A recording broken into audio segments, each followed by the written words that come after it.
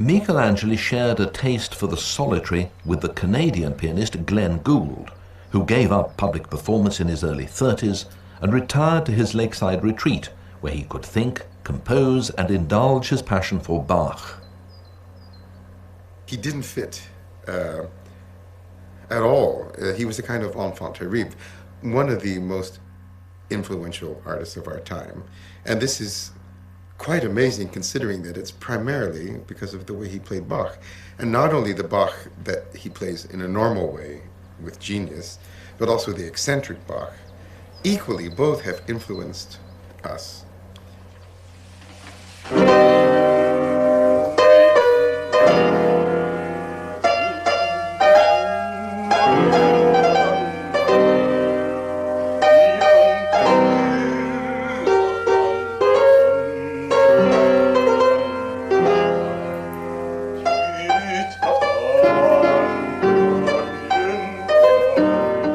Believed that live performance was an anachronism and felt uncomfortable with what he saw as the hierarchical division between artist and audience.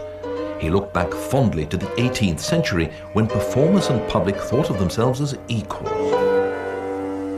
I think that what happened in the 18th century when performers stopped being composers was the great disaster for music.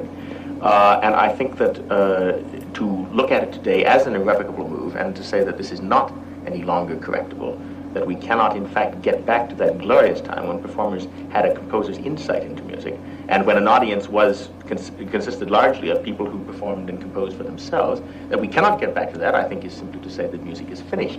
There are many people around who will tell you that music in our purely Occidental sense is indeed finished. I don't share that gloom, I must say, but there's good cause for it. He said, I'm not a pianist. He called himself either a musician or a composer who expressed himself through the piano. I think what he meant was that when he saw notes on a printed page, he looked on them as a fellow on a printed page. He looked on them as a fellow composer. He didn't believe in tradition, and he didn't necessarily believe in playing things a certain way, even, well, particularly the approved way. And Glenn took this, I think, a little further and played it as he felt, and therefore he was a composer paying his respect to other composers.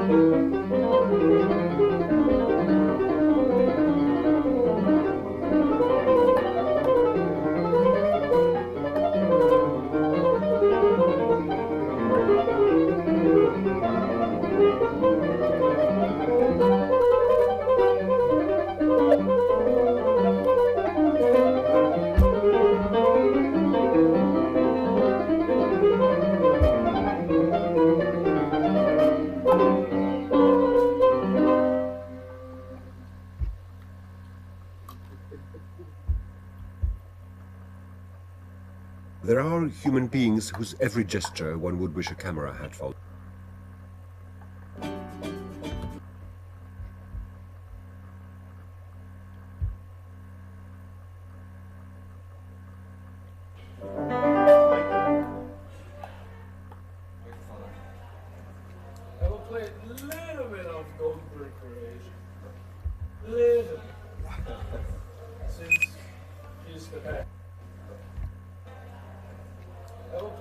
little bit of Goldberg relation. A little bit. Since he's the best.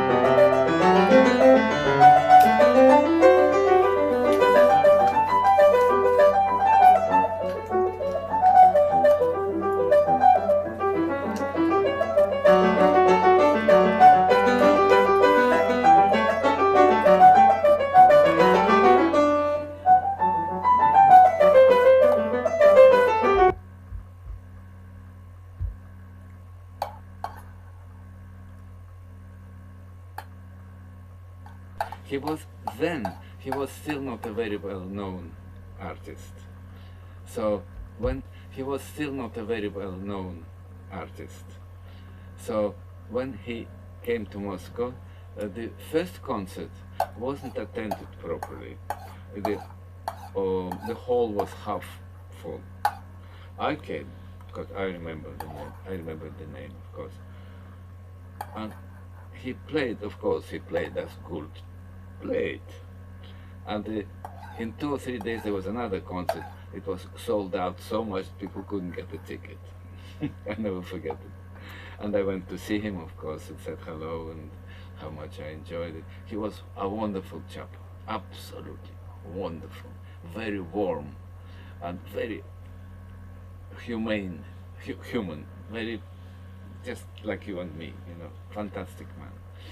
And I remember some years after that, I played in Toronto, and I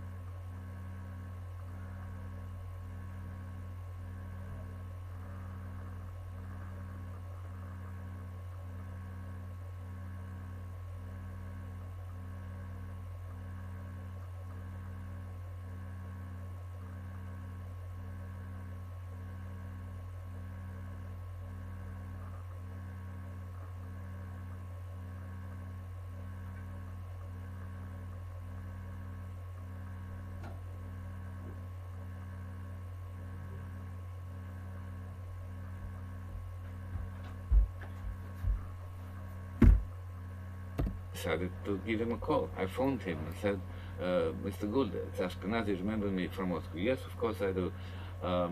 I say, I'm playing here now. He said, I don't think I can come to the concert, but can I have lunch with you? I said, yes, great. So we had lunch together. He couldn't come to the concert because he was traveling. Because remember, he traveled to the north all the time, because he enjoyed going there and being a part of a different, because he was traveling. Because remember, he traveled to the north all the time, because he enjoyed going there and being a part of a different climate, different spirit, different everything. And he had to leave that day, so he couldn't come to my concert. Well, I was in a way relieved that such a great chap would not listen to my concert. What if I don't do terribly well? But he came and we had lunch together. It was wonderful. It was like an old friend. Absolutely fantastic man. Intelligent, warm, friendly.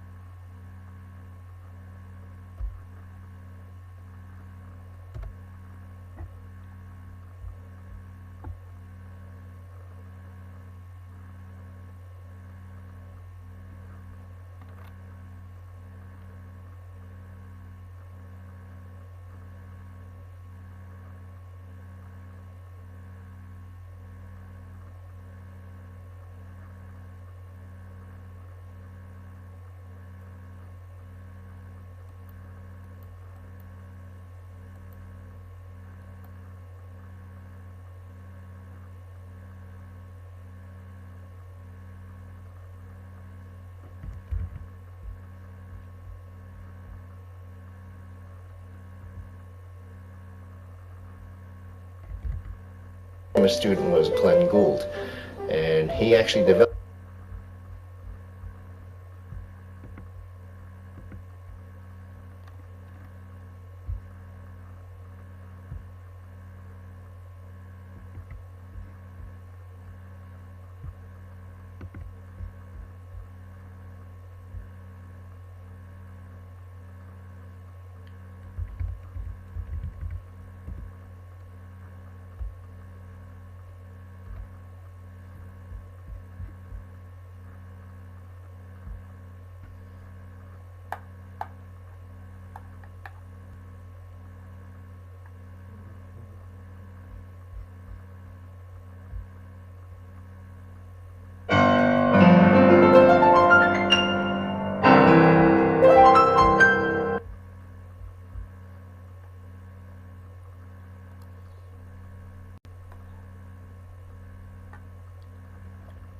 When I was 35 years of age, many years ago, I was homeless. I was sitting around on various steps around the streets, and I remember once I was sitting down eating a piece of bread.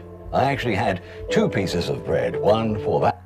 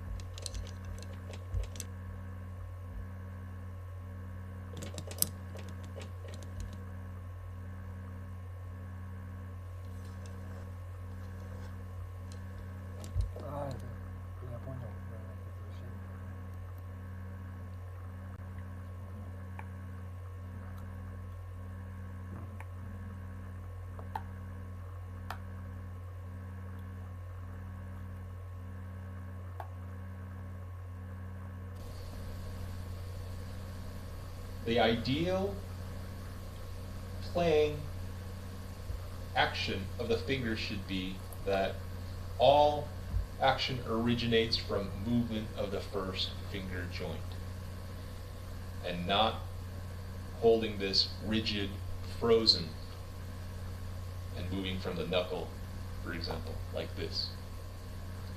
Just as a quick analogy, digitizing from the knuckle would be akin to holding your arm out like this in order to pick up, let's say, a pencil or something, object on the table, and working it like so. You're picking up the pencil all the same, but there's tension because these joints, the wrist and the elbow, is frozen and not moving. So I hope you can see that analogy. It's not the same thing. This is not the optimum of flexibility and motion to hold the wrist and the elbow fixed in a locked position. So in the same way, you might be able to get away with playing the piano and negotiate passages, but I would contend that if you run up against technical obstacles, let's say in scale playing, chances are the problem lies because these joints are not working properly. Okay, so I hope that clarifies that situation.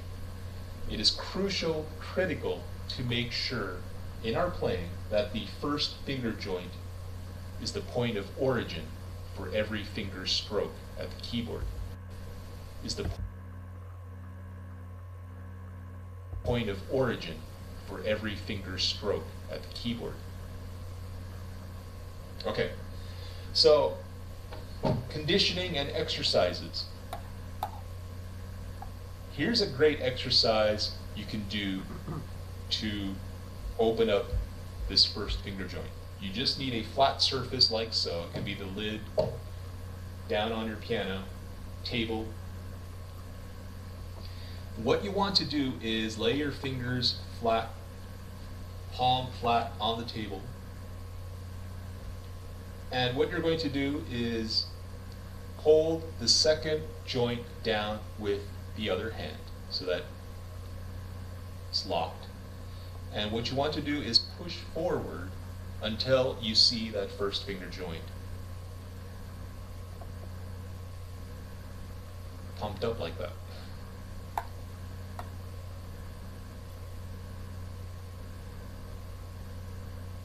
And you can do this however many times until you can be sure that that first finger joint is in fact moving and flexible. So this is not only a good exercise, but it's a good indicator. If it's like the first time you've ever done this, you will find that sometimes this joint is amazingly rigid. But what we're doing is we're breaking down the resistance. And you'll see through time, by doing this exercise, that your control at the keyboard when playing is amazingly magnified. In other words, you'll fine-tune your control at the keyboard. So of course, after working this, and you should do it probably 5-10 times, take a break, and to the next. Same thing, hold, and go to the next.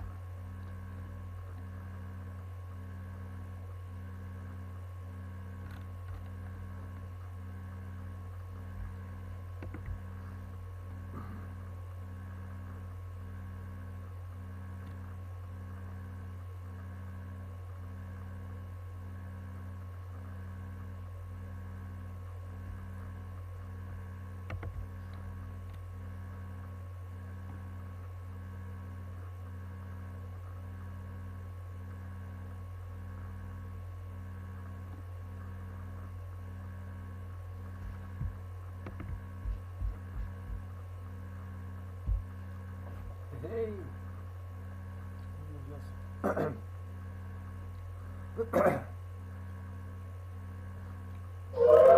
The Holy Grail of vintage smooth compression. Heard on every Beatles track. Few were ever made, and fewer left Abbey Road Studios. Waves and Abbey Road present RS-124. Not one, but two original flavors of the ultra-rare tube compressor. A beautiful beast. Now in your sessions.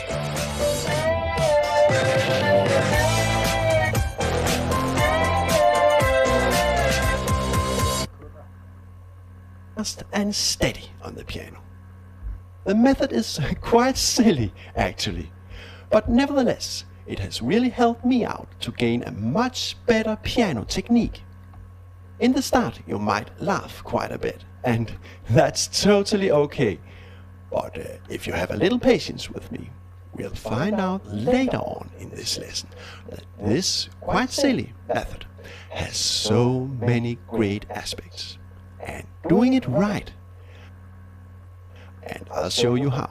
I think this is the best practical way to become both very fast and very steady in a rhythmic sense. Improvising music is all about playing with a nice, solid and cool rhythmic feeling. If we can obtain that, I'll claim that we are 99% on our way to improvising music. Because having a strong rhythmic self-confidence, we can play just any note and the audience will still believe in us. Now, let me try and demonstrate. On the bass, we just do a simple 4 meter in C.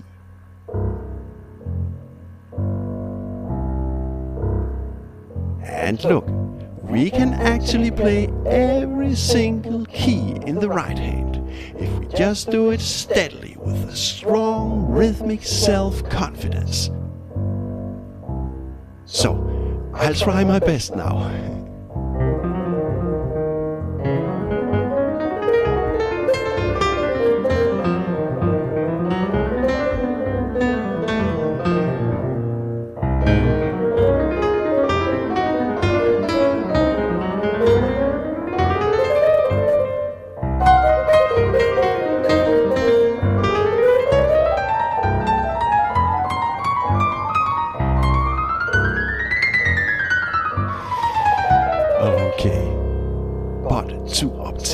Strong rhythmic self-confidence, we need to exercise our fingers a lot.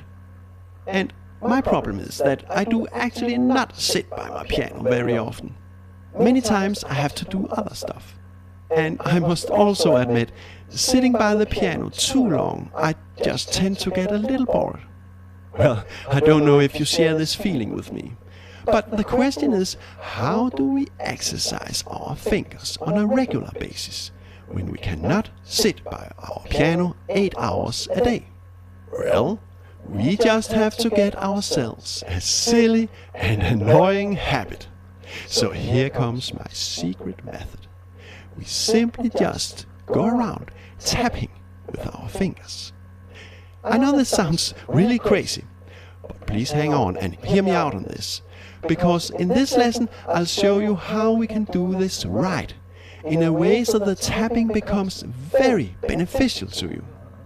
Furthermore, we'll later on create specific beneficial exercises, and we'll actually transfer them directly to the piano keys, improvising music.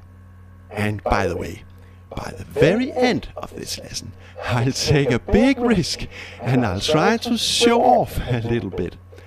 How fast can a regular guy like me, not practicing the piano very often, play just by having a tapping habit? Very bad performance.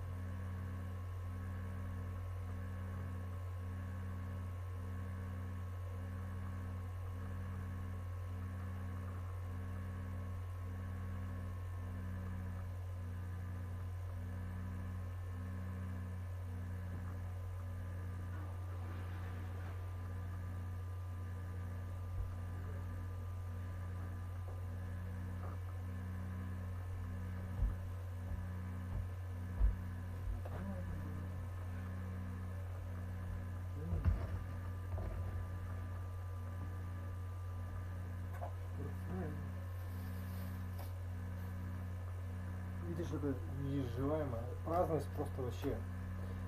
Я не знаю точно, да, по моим, но я просто когда ты сам недоумок смотришь на человека и тоже, блин, ты такой же как я, говорит, ну я понял. Я имею в виду, что как тебе объяснить, что да, может быть, может и нет. We'll see how that goes. So, please hang on. This is a new jazz lesson, by the way, and my name is Oliver Prehn. Now, before investigating the techniques about how to tap the right and most beneficial way, let me tell you about how great tapping is. The main idea is that we can tap almost everywhere at every time. Often I do it on a book. This is my scrapbook, by the way, for writing down crazy ideas.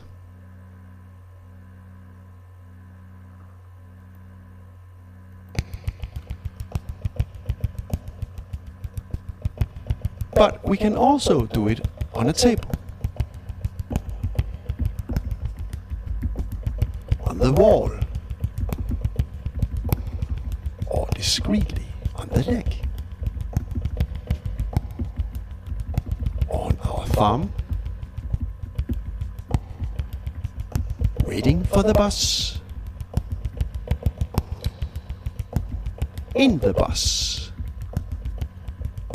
or just walking in the forest.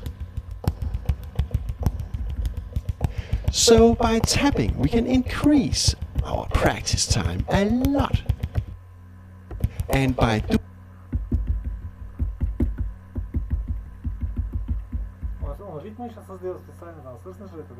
doing the tapping, increase our practice time a lot. And by doing the tapping the right way, as I'll show you in just a minute, we can really improve our rhythmic steadiness and speed. By tapping we build up a strong connection between fingers and brain, so to speak. But don't stress about it. Do the tapping only when you feel for it. Tapping just a little bit every day can also help you a lot. You keep your fingers moving, so to speak. So, try it out. Now, let's talk tapping techniques. The thing is that we have to tap in the right way to really benefit from our silly habit. Firstly, what's very, very important when tapping is to do it steadily. Make the tapping sound good.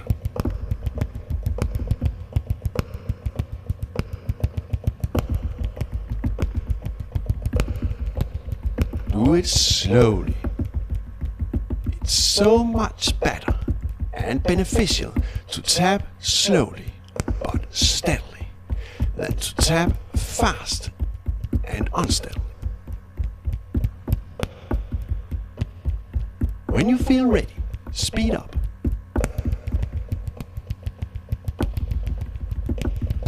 But if you get unsteady in the slightest, slow down again. Don't rush anything. Secondly, if you feel any tension in your arm or hand, stop immediately. Just for a few seconds, until all your muscles are once more relaxed. And then continue your tapping.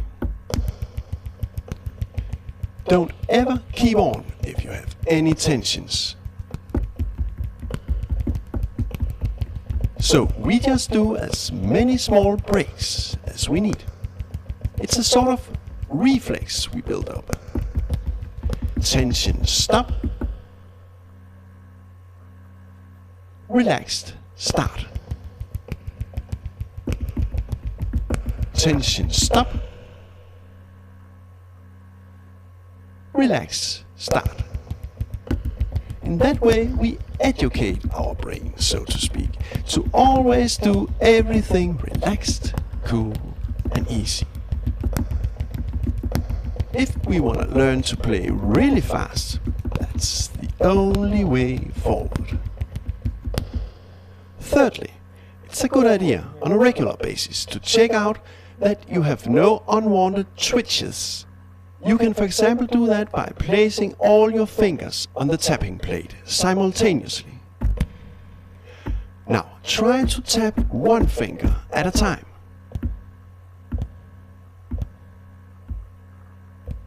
And look at the other fingers.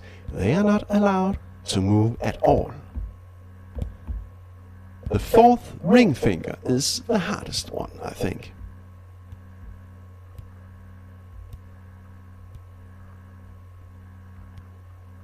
Do this very slowly until you are able to control every single finger independently.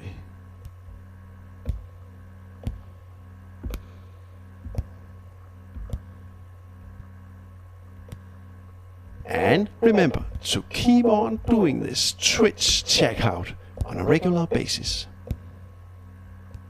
By the way, this checkout is very silent and therefore very suitable when we have to be discreet, like at the library or at the dinner table if your husband or wife gets too annoyed about the constant tapping.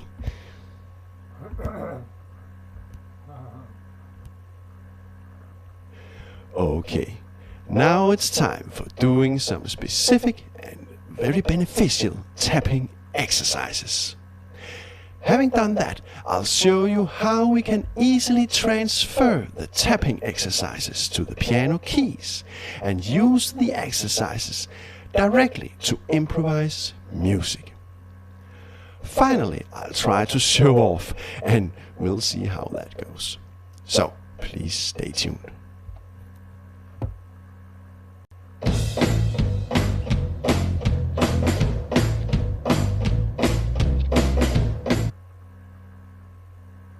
Now, the next step is to create some specific tapping patterns that we can do. We need to create ourselves a little toolbox of exercises, so to speak. And I recommend that you create pattern exercises with different degrees of difficulty. Because it happens that in some situations it's best to do very simple exercises. And in other situations, we can do more advanced exercises. For example, when watching a movie and we actually want to keep up with the storyline, then it's probably best to do a very simple exercise. We can, for example, tap our fingers just in a row like this. Or we may just exercise 2 fingers like this. By the way, make sure that the other 3 fingers are relaxed and not pointing out in the air like this. So this is better.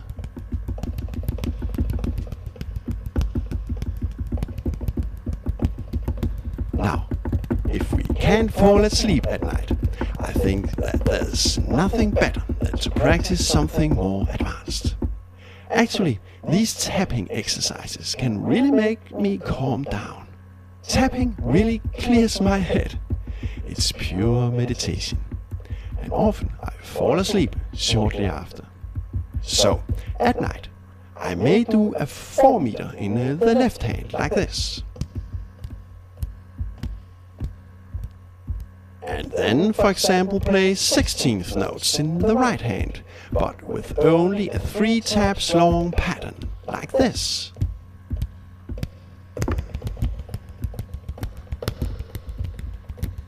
This is fun.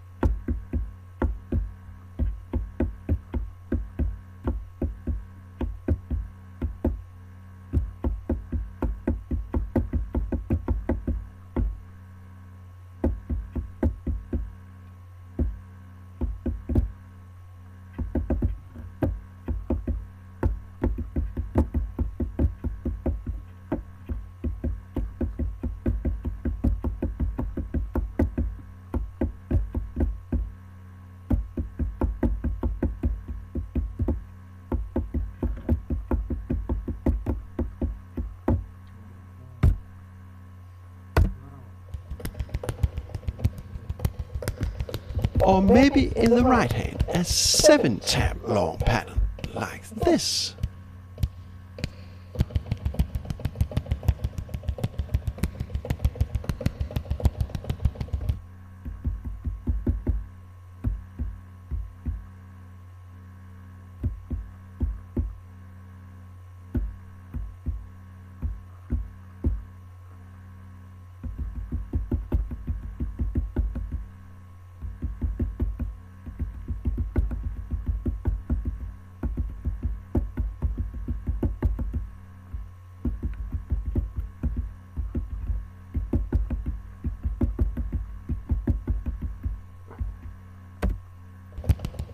Well,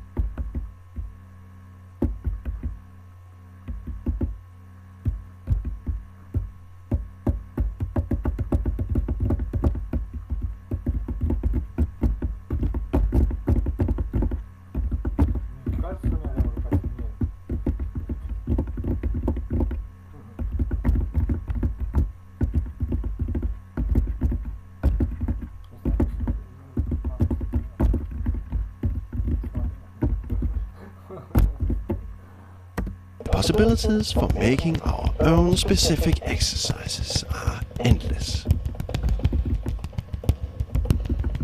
And before transferring our tapping exercises to the keys, playing music, let's also do a totally free exercise.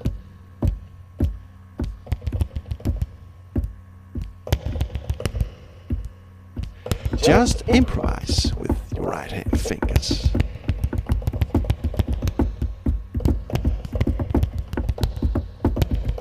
This is probably the most important exercise we can do, actually.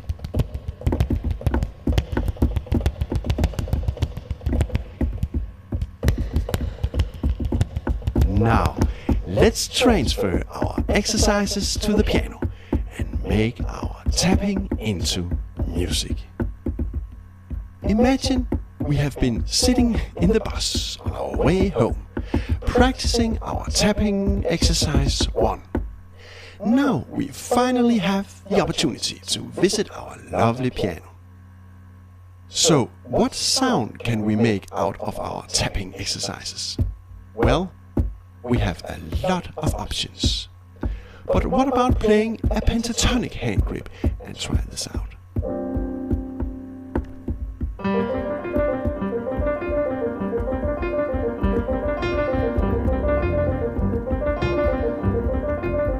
At different positions.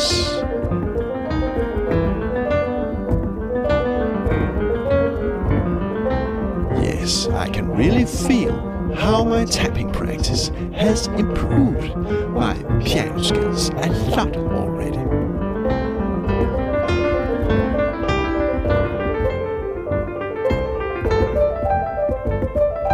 Now, let's also do some breaks and play our exercise more loosely.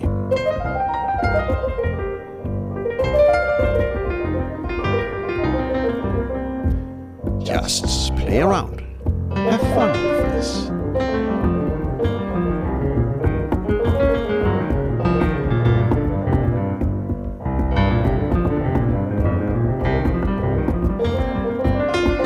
Now, what about also transferring our tapping exercise 2 to the piano?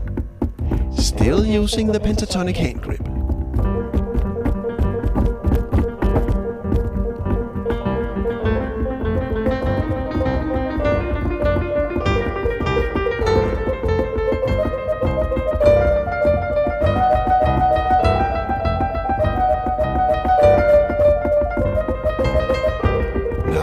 Loosen up a little.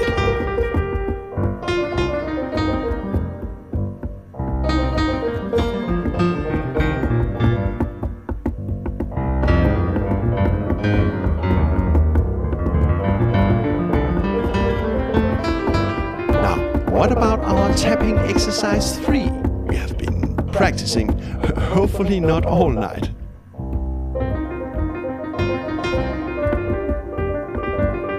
This is a little harder. A 3-note long pattern played on a 4th subdivision rhythm.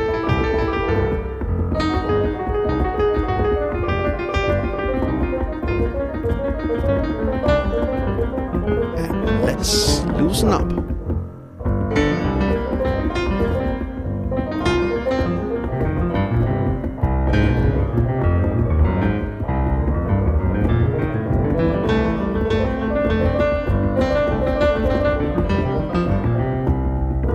Our tapping exercise 4 is even more advanced. A 7th note long pattern played on a 4th subdivision rhythm.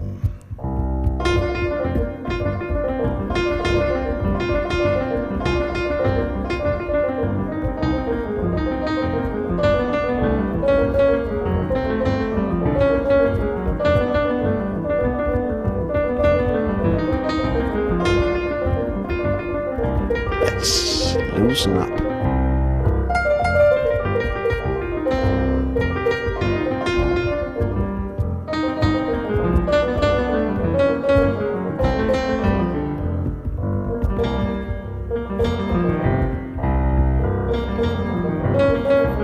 And let's just do tapping exercise 5.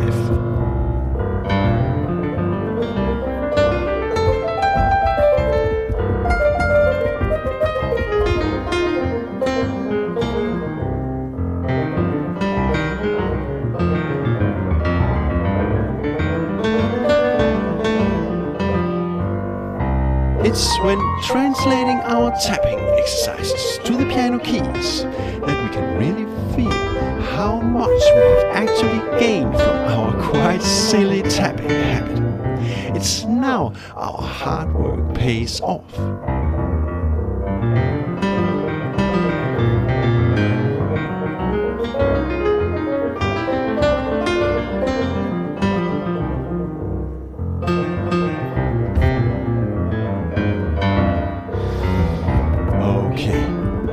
Try out to create and add your own tapping exercises to your toolbox. Just use your great imagination. It could be anything you like. Now, very soon, I'll do a really crazy experiment, just for fun. Taking the risk and trying to play quite fast. It may just go terribly wrong. But before I do that, let me just give you all a big thank you for all the likes, nice comments, and the voluntary donations that keep me going. You know, all New Jazz stuff is free, public and for everybody, money or no money. I have no paywalls. But if you feel for it, you are of course so much welcome to make a small voluntary donation to help keep me going. Now, here by the end of this lesson, we should have some meaningless fun. So, if you are up to it, please stay tuned.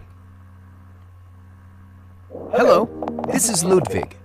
I'm a sentence search engine that helps you write better English and feel more confident about it.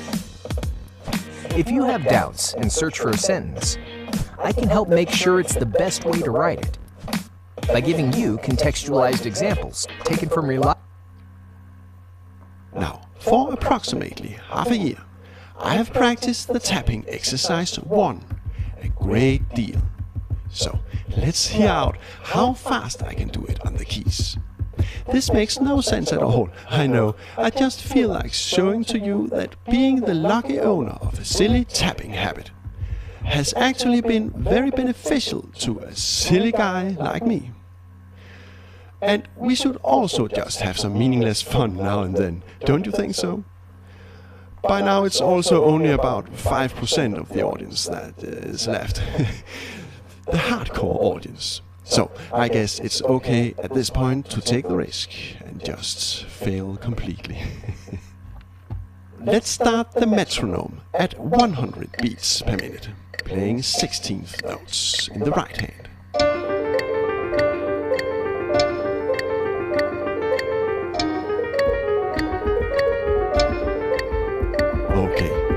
is easy. 120.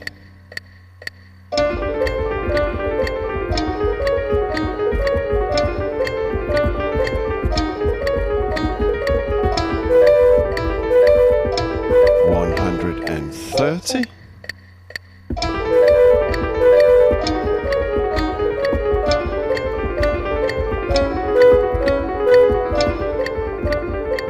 $140.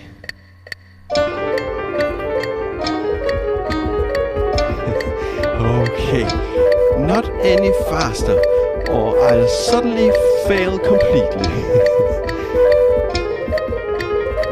Now I feel a little tension in my right hand, so I just take a short break. You know, as we have learned earlier, and when I'm totally sure that every muscle is 100% relaxed, I continue.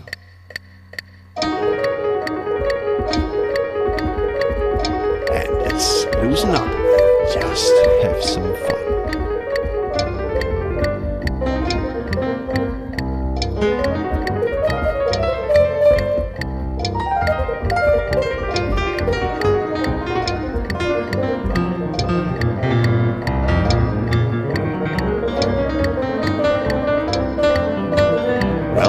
This is it. See you girls and guys in about a month from now.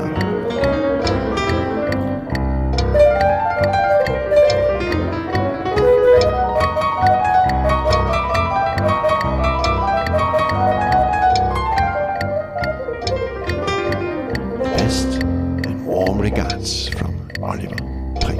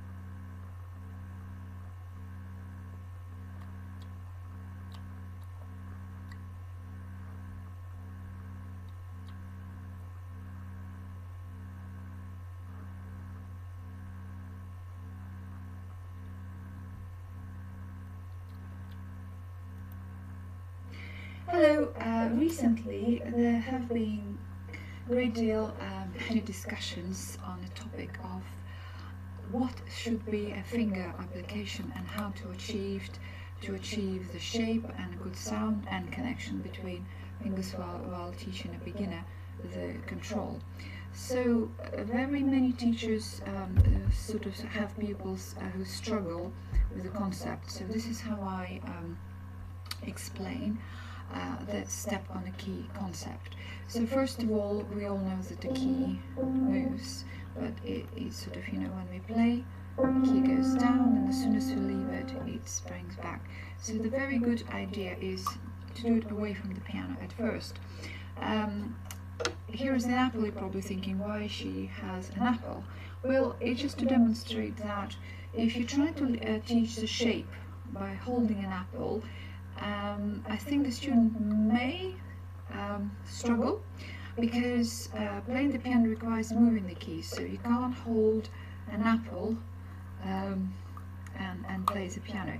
So I don't do that. I achieve a good shape and sound control and playing the piano in general by explaining that when you play the piano you need to move your fingers. So first of all, we are learning the fact that we need to move our fingers independently.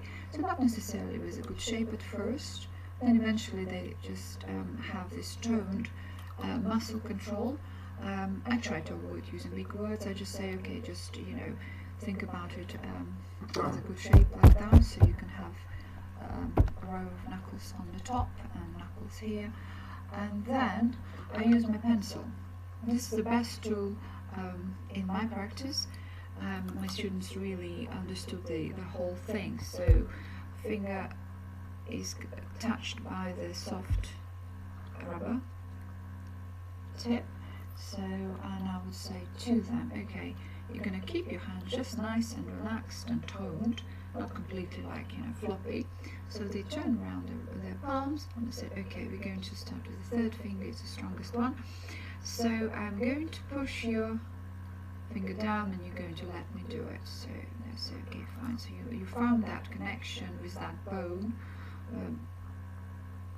And then I say, okay, I push it down and you let me do that. So the finger goes down and I say, okay, bring it back. So they push it back and the whole kind of light bulb moment happens. So they think, oh, okay. So you bring it back. I said, okay, now you're going to push it down and you're going to resist.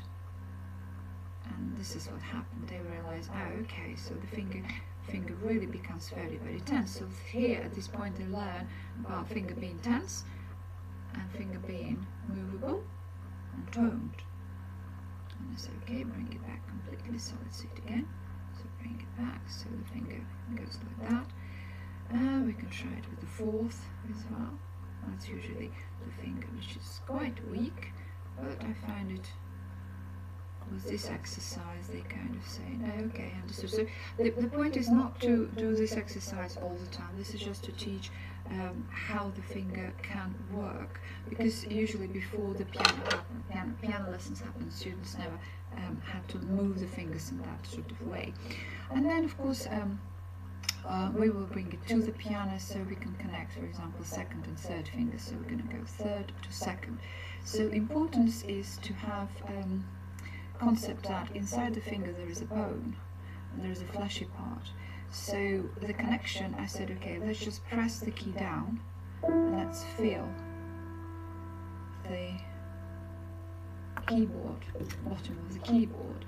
And then I said, okay, we'll just roll a little bit that fleshy bit and feel the bone inside your finger. Once they establish that, I said, and then feels the arm weight and continue to hold that key down and listen to the sound. And so now lift your finger second, lift it up while you're standing on the third. Let's just do it again so we have some sound. So we fall as a non-legato, you aim, so there's a tip you need to land on. So you land on the third, your wrist goes slightly to the right, and then while it's going to the right, second finger get lifted, and then it steps down. Back again, so the wrist helps as well, going to the direction of to the right where the third finger is. So you lift it ever so slightly and you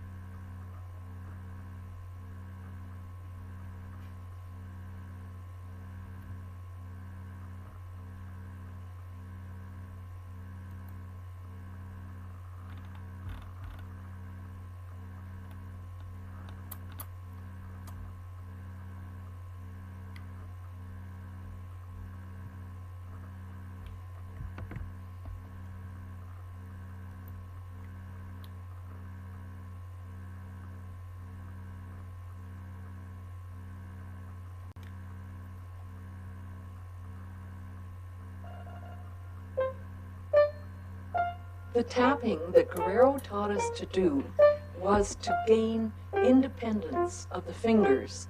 There's no lifting of fingers. So by tapping, you get the feeling of the pressure at the tip of the finger, but the finger just bounces back by itself. So here's what it sounds like with both hands.